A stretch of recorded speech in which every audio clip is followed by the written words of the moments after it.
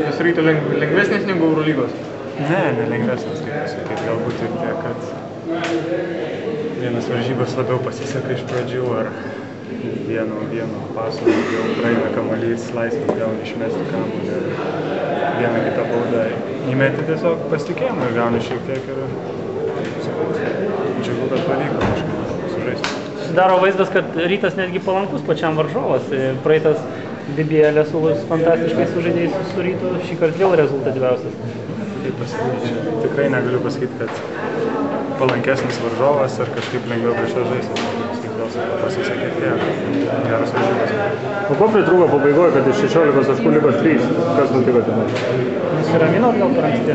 Nežinau, aš tikrųjų norėčiau varžybas pažiūrėti, nes dabar net neatsimenu, kas vyko.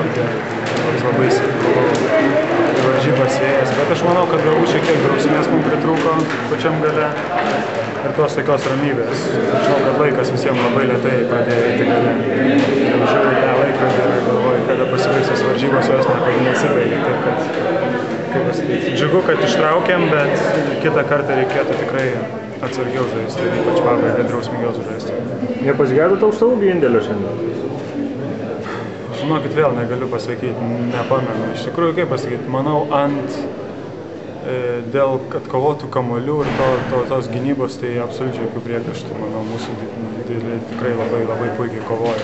Tiek Tadas, tiek Trevisas, tiek Mirzas, manau, visi labai puikiai įsilėjo į tą žaidimą. Ir gynyboje, ypač gynyboje, man tikrai labai daug padėjo.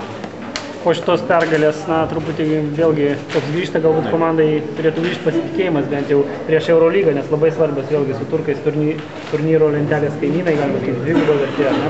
Taip, iš tikrųjų reikalinga ta pergalė, galbūt taip daugiau morališkai buvo, bet, kaip pasakyti, Eurolyga vėl yra visiškai kitos varžybos, visiškai kitas etapas, taip kad reikės vėl iš naujo ruoštis ir, pasakyti, tikrai reikės vėl žaisti, ko galim geriau.